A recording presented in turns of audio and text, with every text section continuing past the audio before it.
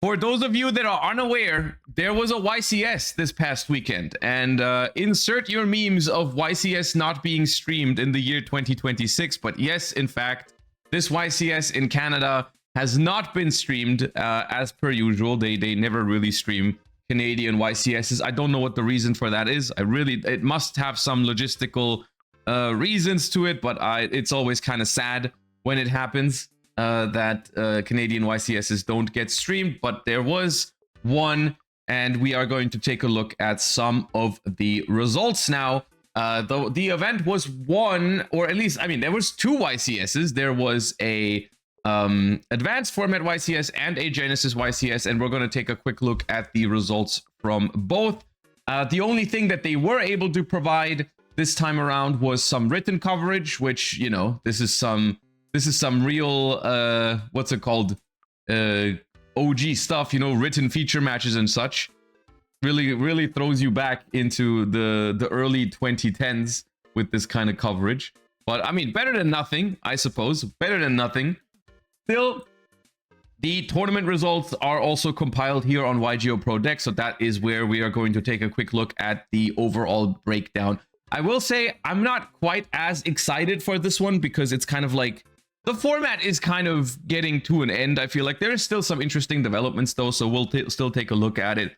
The winning deck this time around was Elfnotes in the hands of a player that's been essentially just waiting for their first YCS win for quite a while now. They've been doing super well. I think they go under the name of Pancho is their nickname. And he's been on a tear lately in I don't even know if lately is the right word, because I'm pretty sure it's been like since Snake Eye format that whereas I think it's the first time I heard of them, and they've been doing so well over the course of so many tournaments. They went to Worlds, I think, in 2024, and they also have been just, you know, doing I think multiple YCS finals, but always just so short of getting the win.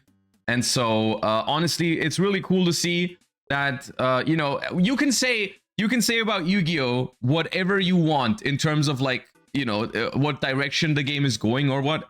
And all the critique I have about Yu-Gi-Oh is always not really aimed at how good the game is, because the game is still good. You still have players who put in the work, who will do well consistently. This is something that still happens in Yu-Gi-Oh, and that makes me really happy, you know? People, and it's not only Pancho who's been doing so consistently well. It's also, you know, we've got Julian in the finals again, who just has, I mean, reigning world champion, won multiple YCSs this past year, second place at French Nationals, second place at this YCS again. You know, lots of people are still doing very consistently well in Yu-Gi-Oh! So the game is still good. The game is still in a very good place when it comes to skill expression and all that kind of stuff. So yeah, like I said, you can say about the game whatever you want. There still is a lot of skill expression in it. For me, the way I would put it is that the skill expression, unfortunately, happens with decks that I don't really enjoy that much, which is kind of like my my issue with it. Is like, well, the deck that won was Elfnotes, which honestly, Elfnotes looks like a really strong deck in the TCG right now. I don't really want to play Elfnotes though. So you're always, or I at least at the moment, I'm often in this kind of like, in this weird place where if I wanted to try as hard as possible, I'd have to play a deck that I don't really want to play right now. And that's just been happening more consistently recently, where it's just like, I have to pick between what I like and what I think is gonna win. And I don't really like that so much, but still, doesn't take anything away from these players who are just grinding and doing super well in these events. So yes, Elfnotes won. I don't know if this is the first YCS win for Elfnotes, but it's definitely been getting better and better over the last couple of events. People are starting to kind of pick it up more and really see the potential in it after June Pride was released. And in this YCS, it was actually the third most represented deck in top 32. Just behind Cool Tune and the Light and Darkness Ritual. And honestly, the Light and Darkness Ritual, as you can see here on my cursor, actually, you don't see the pop-up on the cursor on stream, whatever that is. But there's a the Light and Darkness ritual decks are kind of separated in a bunch of different categories, and these decks play very, very differently depending on how you look at it, because there's a... Okay, these 9 Light and Darkness ritual decks are split up into 3 times Azamina, Adventurer, Mitsurugi, Light and Darkness, 2 times Azamina, Light and Darkness, 1 Fiendsmith, Mitsurugi, Light and Darkness, 1 Azamina branded Mitsurugi, Light and Darkness, 1 Azamina Mitsurugi Light and Darkness, and 1 branded Light and Darkness. So, yeah. I think out of these 9 Light and Darkness ritual decks, I think like over half of them are 60 card piles, which is a topic I don't really want to get into right now, because yeah, but essentially just not all of these Light and Darkness ritual decks are the kind of like low ceiling control-y strategy that the Light and Darkness ritual deck can provide. The majority of them are much higher ceiling, much more explosive decks that are currently taking over. Actually, all three of them ended up making it into the top 8, and all 3 of these Light and Darkness ritual decks in the top 8 are very far from a classic Light and Darkness ritual deck. They are all bridging into this, bridging into that. Here we've got Lucas Sacco, also another example of a player who's been performing phenomenally well over the last year or two with a variety of different decks. Yeah, but here we've got Light and Darkness ritual in here. We've got a Mitsurugi engine, of course. One of the main synergies being the fact that you can bridge into Mitsurugi with the Skull Archfiend of Chaos, because it can send Mitsurugi Ritual to add one of the ritual monsters. We are playing the Thea Bellstar package with Magician Souls, because of course you have Dark Magician of Destruction, who can bridge into it by banishing the Black Chaos or the Magician of Darkness, Magician of Dark Chaos, Black Chaos, to then access your Magician Souls, and then Magician Souls sends Thea Bellstar, and then you bring that back with Celine or whatever, or Firewall, add it back to the hand, what have you. We are now also playing an illusion package in this with the Fleeting Phantom Mask Master, who can summon itself from the graveyard if you send it with Nightmare Hands, and then it sends any Fiend, Illusion, or Spellcaster from deck to the graveyard, which is usually getting you the Skull Archfiend of Chaos, but it can also get the Water Enchantress, because now this is also, it also has become an adventurer deck, because if we can fit even more engines into the deck, then of course we will. So yeah, this is now Ritual of Light and Darkness, Thea Bellstar, Illusion, Adventurer, Mitsurugi.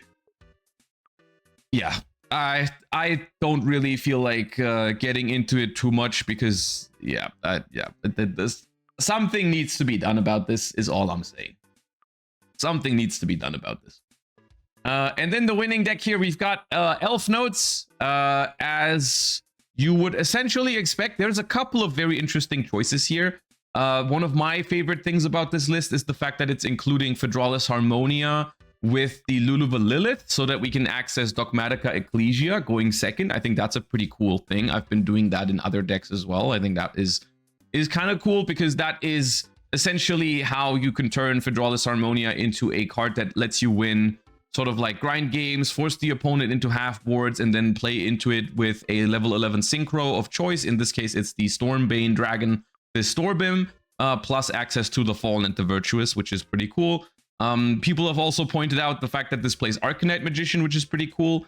And yeah, other than that, this is just regular Elfnotes, and the plan, if you go first uninterrupted, is you end on something like Crystal Wing, Dawn Dragster, Elfnote Trap. So there you've got 3 negates on your opponent. You've got a hand rip from Tinia. Most notably, this deck actually doesn't play Cyframe Lord Omega even, which, I mean, it just further, I think, it kind of like, it's interesting to me, because some of these cards that Elfnotes is capable of using, it doesn't even need, which is kind of crazy, because on my latest ban list discussion, I suggested banning Cyframe Lord Omega, and now I'm even questioning. I mean, I still want Omega to be banned, but at the same time, I'm questioning, like, is that even going to do anything? Because the deck is already winning YCSs without Omega. So, like, I don't know, because like the thing is, I didn't ban Crystal Wing on my most recent ban list prediction because I figured they just wouldn't do it because they just released the Speedroid structure deck. But the more I'm looking at it, it's like this deck just has way too many options. Like if they ban Omega, people are just going to play Crystal Wing. If they ban Crystal Wing, people are just going to play Omega, and the deck is likely good enough either way. So yeah, I don't know. It's rough because I don't think they want to hit Elfnotes directly yet. At least I think they won't. But the deck is pretty strong, and it's only getting stronger with the next set because they're making more media support. So yeah, we're gonna take a look at the OCG report in a second though. But yeah, at the moment, this is essentially, and this is unfortunately pretty much all that's going on in the TCG right now. Like this top 32 spread is as like as cookie cutter, as vanilla as it basically gets. This might be one of the least diverse top 32 spreads we've had in a long time, because essentially you've got 26 out of the 32 decks are just Elfnote, Cool Tune, and Light and Darkness. And then you've got like, okay, you got 2 Sky Striker making it. You have a Branded, but the Branded is also a Light and Darkness ritual deck. So this Branded was I think John Wilkin. Yeah. John Wilkin was the Branded with Light and Darkness Ritual in it. This deck list is still interesting because it features the Decisive Battle of Golgonda, which is a card that's usually only been played in stun, funnily enough, to protect Floodgates, but he's included it in this deck because it's essentially, it's a once per turn battle protection by sending a fusion monster from the extra deck to the graveyard. So if your opponent plays like cards like Fallen at the Virtues and stuff, you kind of disable those cards because you just protect. And it also lets you, in the end phase, this is something that the stun decks never did, but if you have Fallen of Albaz on field or grave, you can specialist Spring Gants from your hand or deck. So John has decided to include this card alongside Branded in Red and Spring Gant's Kit, so that in the end phase, you can go Golgonda, summon Spring Gant's Kit, search Branded in Red, and then activate Branded in Red to summon like a Mirror Jade in the end phase, which is pretty interesting. And then also, like, as soon as this card has kind of like done that for you, as soon as you've gotten value from the card, you just get a free protection every time something would be destroyed, which is kind of cool. So yeah. So, but still, I mean, it still is kind of like a Light and Darkness ritual deck as well. So this kind of goes into the top decks as well. So basically, if we count the Branded Light and Darkness ritual into the Light and Darkness ritual pile, that means we have a total of 7 different decks in top 32, but the majority, 27 of those are just Elfnote, Cool Tune, or Light and Darkness Ritual. You've got 2 Sky Strikers, 1 Invoked, 1 Fairy Tail, and 1 Doomsday, and that's it in the TCG at the moment. So literally, there's no one deck that is completely dominating right now, which I guess is good news. There's no one deck that's absolutely the best, looking at these numbers, especially in comparison to the previous event where we had, like, at the NAWCQ, it was 7 Cool Tunes in top 8, so you're like, okay, well, Cool Tune is definitely the best deck, but not really, because there's a lot of other decks that can mess with Cool Tune. Like, a lot of the, I would argue, a lot of these 60 card piles could actually be a response to Cool Tune, because I think 60 card piles with a lot of pushes and a lot of strong engines are just naturally pretty solid into Cool Tune, because you can just overwhelm them if they don't have enough or the right hand traps to stop you from doing that. Because these decks have a lot of gas. These decks have a lot of gas.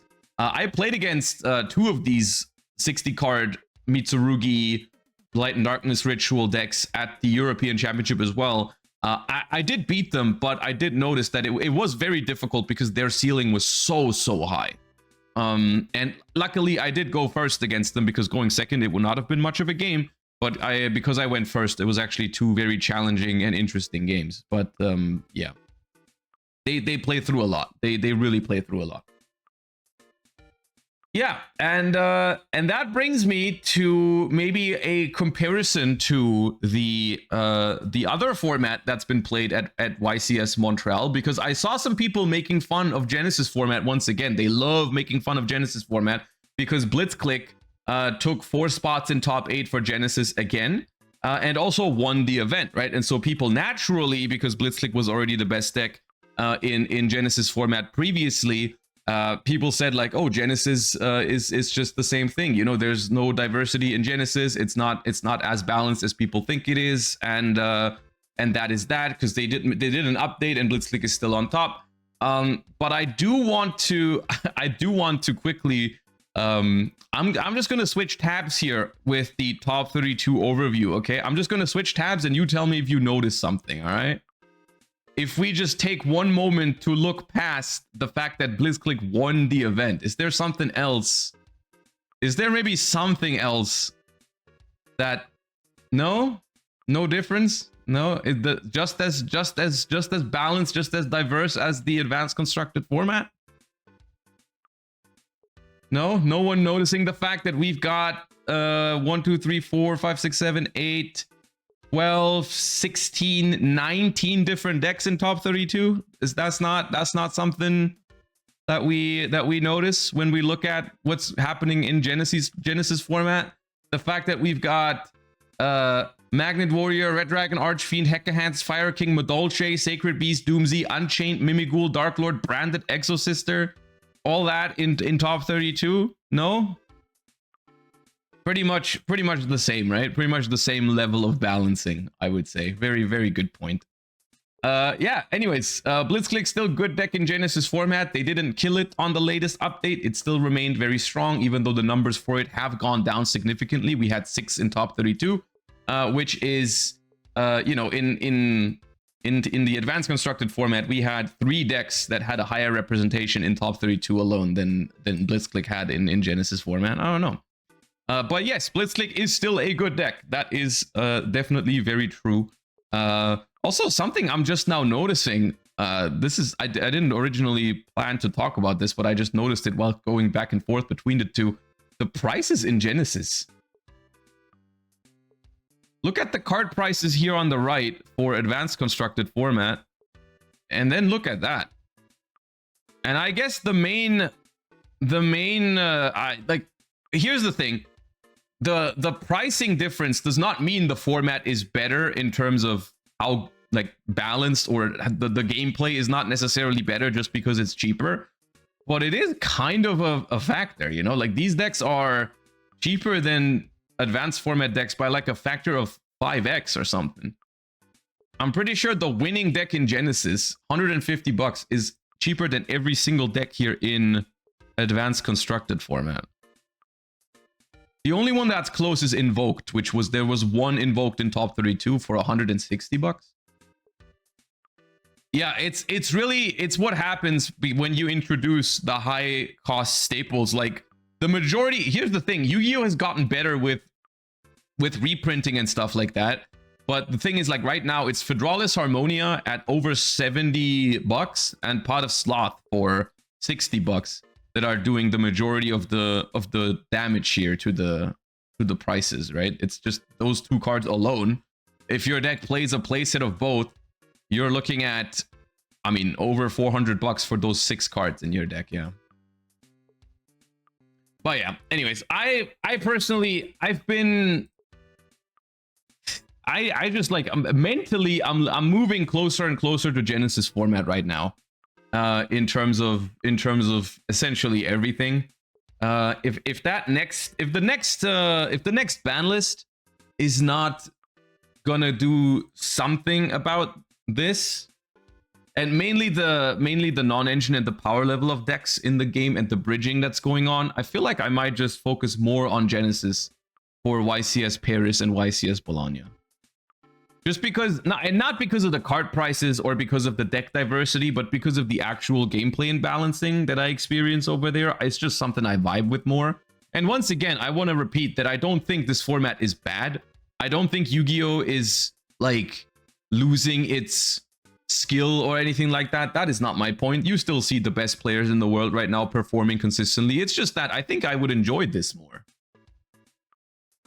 And if I'm being presented with a second option where I just think the gameplay is more enjoyable, then I might just pick that. I'll still play the main events for YCS Paris and YCS Bologna. I already signed up for the advanced constructed events for both of them, so I'll still play. But I just might put more effort into the other ones because I just feel like I might enjoy that more.